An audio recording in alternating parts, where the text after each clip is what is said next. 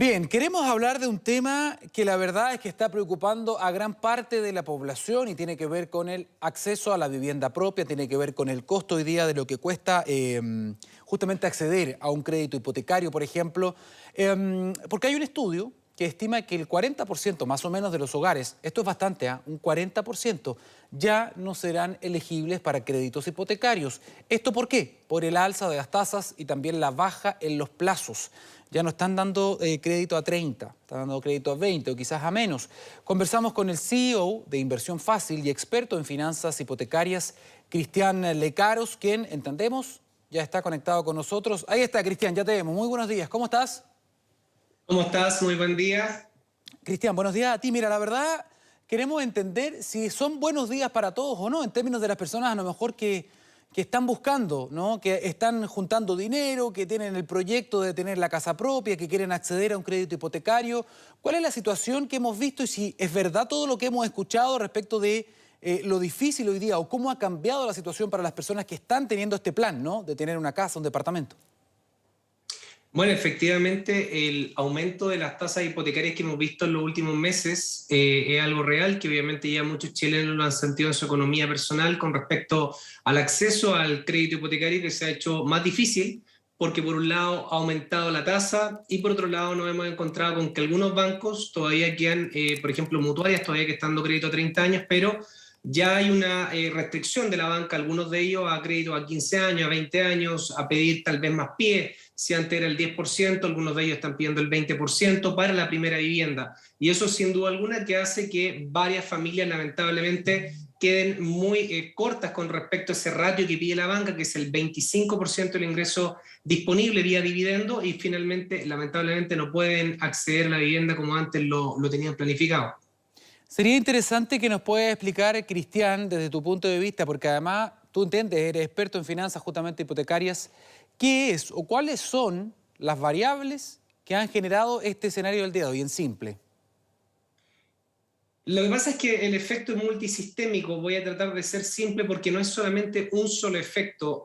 Nosotros nos encontramos principalmente con una economía que está hoy día sobrecalentada, una economía que tiene hoy día 50.000 millones de dólares en retiros con el primero, segundo y tercer retiro, más el IFE, que hace en el fondo que haya mucha plata circulando cuando finalmente venimos de una situación pandémica en la cual la actividad económica en general no ha producido más autos, no ha producido más casas, no ha producido Claro. una serie de bienes y servicios y hace finalmente que esto se genere una presión inflacionaria.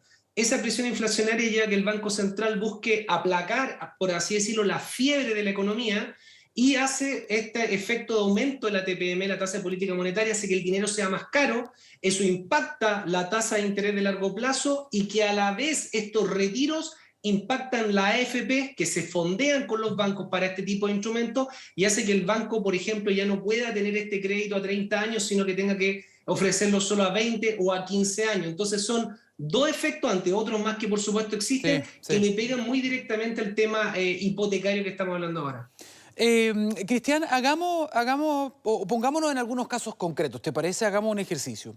¿Qué pasa con las personas, por ejemplo, que hoy día tienen un cierto nivel de ahorro, que consiguieron un cierto nivel de ahorro después de varios años? ¿Conviene hoy día comprar? ¿Qué es lo que estás recomendándole tú a las personas con las que trabajas? ¿Conviene esperar? A lo mejor va a subir más, es mejor comprar hoy día que no ha subido tanto. No sé, ¿qué podríamos decir? Sabemos que nadie tiene una bolita de cristal en estos temas, pero ¿cuál sería la recomendación? Tu pregunta es una buenísima pregunta y me la hacen muy seguido.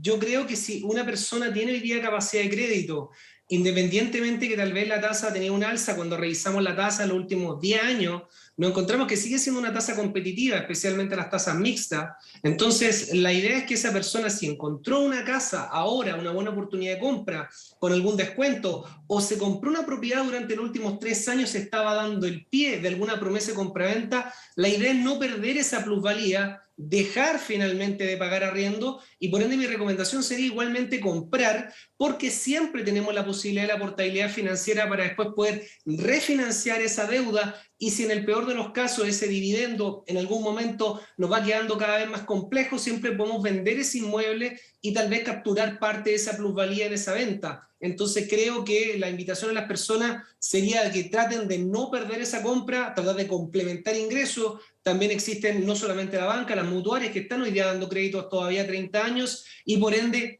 cotizar para no perder tal vez esa oportunidad, recordando que las propiedades tienen una gran característica que es la enorme riqueza que se genera a través de este ahorro, entre comillas, de este pago de dividendo mensual, se genera un ahorro ahí, una plusvalía ahí, que también tiene un efecto generacional. ¿Podría seguir subiendo la tasa de interés, Cristian, más o menos en cuánto está hoy día en promedio? O sea, hoy día nos encontramos, por ejemplo, si tú sacas un hipotecario con una mutuaria, tú te encuentras con una tasa del 5,6 a 30 años. Las tasas mixtas podríamos encontrarnos con una tasa del 3,6. Más o menos para que tengamos una orden de magnitud de lo que estamos hablando hoy día. Previo toda la situación del estallido social de octubre del año 2019 era un 2%. O sea, obviamente estamos hablando de un incremento muy importante a nivel de esa alza de tasa, pero que mirándolo en perspectiva, si vemos una serie de 10 años sacando la información del Banco Central, nos encontramos que la tasa de interés sigue siendo una tasa más baja que otras tasas que hemos tenido en la economía chilena, pero que sin duda alguna, por supuesto que a todos nos afecta en el bolsillo, pero la invitación a las personas que se pueden comprar hoy día porque hay una buena alternativa o la vienen pagando hace 3 años, que puedan aprovechar igual esta oportunidad de crédito y poder comprar obviamente su propiedad. Esto es bien interesante, un poquito de educación financiera. Tú hablabas de dos tipos de tasas al menos, tasa única y tasa mixta. ¿Cuál es la diferencia? O sea, básicamente la tasa fija, como su nombre le indica, es una tasa fija en todo el periodo del crédito, por eso hoy día más o menos estamos hablando de una mutuaria promedio, estamos pensando un 5,6%, pero cuando nosotros tenemos la alternativa y muchas personas que tal vez nos están viendo de, por ejemplo, comprar una propiedad, la tasa fija en el fondo me queda muy cara, puede ser una alternativa a utilizar una tasa mixta en la cual el banco me permite tener una tasa fija que es menor a la fija que estoy hablando ahora, que puede ser este 3,6%, y después esa tasa, después de, por ejemplo, 3 años, 4 o 5, dependiendo del acuerdo, se variabiliza dependiendo de la tasa de interés que esté en el momento en el mercado, que se llama TAV más spread. Entonces, una persona podría hoy día optar a esa tasa mixta porque el crédito a tasa fijo le quedaba muy alto y puede igualmente comprar una vivienda o puede optar a una tasa, en este caso mixta, para vender esa propiedad antes de los próximos 3 años que le vuelvan a cambiar la tasa y así tal vez pueda hacer algún negocio, alguna forma de ahorro que le pueda significar esa venta a esa propiedad. Entendiendo que esa tasa mixta eventualmente podría variar tanto hacia arriba como hacia abajo, o esa variabilidad es solamente hacia arriba. Esa variabilidad de la tasa mixta, en este caso nos dan una tasa fija por 3 años, después se variabiliza, por este ejemplo, claramente podría ir a la alza o a la baja, va a depender mucho de lo que esté pasando finalmente en el mercado. Y con respecto a tu pregunta, ¿cómo veo un poco el futuro? La verdad es bien relativo porque va a depender finalmente si nosotros vamos a avanzar a nivel de política, los políticos van a avanzar finalmente y el presidente, porque estamos próximos a elecciones, en cuanto al cuarto, quinto, sexto retiro. Si finalmente nosotros seguimos sacando dinero del sistema, por así decirlo, la AFP, que alimenta el mercado de capitales, muy probablemente nos vamos a seguir encontrando con tasas altas y créditos que ya a 30 años van a ser prácticamente inexistentes. Cristian, una pregunta de ley de oferta y demanda simplemente. Si es que disminuye la demanda de viviendas, si menos gente está comprando en el mediano plazo, ¿debería impactar eso a la baja el precio de las viviendas o no? Es una buenísima pregunta. Uno se podría encontrar este otro año o estos próximos meses, dependiendo cómo avanza este tema de los créditos por parte de la banca, se podría encontrar con ofertones. Siempre hay algún tipo de inmobiliarios que tengan algún stock y de repente necesitan liquidarlo. Por ende, siempre hay que estar, por supuesto, atento y con una capacidad de crédito en la mano, un crédito tal vez preaprobado, aprobado, porque eso puede pasar puntualmente. Ahora, cuando uno revisa los stocks del mundo inmobiliario y las ventas que han venido estos últimos meses, en general uno ve que los stocks están en niveles bastante saludables, por ende, al no tener una sobreoferta de unidades, todavía veo que esa presión desde el punto de vista del precio del activo, no veo que en el corto plazo el precio del activo inmobiliario en términos generales vaya a bajar lamentablemente. Vamos a ver qué pasa, pero a nivel de los números, al menos lo que se ve al frente de uno con respecto a la oferta, hay muy poca oferta y todavía hay una demanda por activo inmobiliario muy fuerte con respecto al déficit que ha presentado Chile y particularmente la región metropolitana ya desde hace por lo menos 5 años. Cristian, hay ciertos términos que se empiezan a manosear mucho y que yo no sé si están bien utilizados y que probablemente tú también lo has escuchado en tus conversaciones, con tu familia, con tus amigos, y tiene que ver con la burbuja. La burbuja inmobiliaria. Hay mucha gente que dice, ¿cómo es posible que un departamento, una casa en ciertos sectores de la ciudad estén a precios altísimos, como precios récord? Dicen, no, estamos en una burbuja y esto en algún momento se va a reventar. ¿Tiene algún asidero ese argumento? Bueno, ese argumento yo lo vengo escuchando hace por lo menos unos 6 años de la burbuja y que en algún momento va a explotar. Ningún mercado, ningún activo de ningún tipo, en este caso el inmobiliario, es exento de tener algún tipo de problema, de alguna crisis. España tuvo su crisis inmobiliaria, Estados Unidos también la tuvo, y no quiero decir con esto que Chile va a ser exento como una economía que no le pase. Probablemente puede tener algún tipo de incidente en un futuro, pero cuando presidente, si no me equivoco, fue Mario Marcel el año 2016, hizo un estudio, de hecho se presentó acerca si había un efecto no de burbuja inmobiliaria en el mercado local chileno, y la verdad es que después de ese análisis se concluyó que no, por parte de una entidad como el Banco Central. Y por otro lado, los bancos empezaron a aumentar sus pies que pedían a los clientes de ahora este 20%. Originalmente, si nos acordamos, era un 100%, después fue un 10%, después pasó a un 20% en varias situaciones de crédito hipotecario. Y cuando uno revisa el PIB per cápita de Chile y lo compara con otros países de la región o del mundo y revisa el valor del suelo, obviamente en dólares, uno se da cuenta que Chile en los últimos 10 años está extremadamente barato.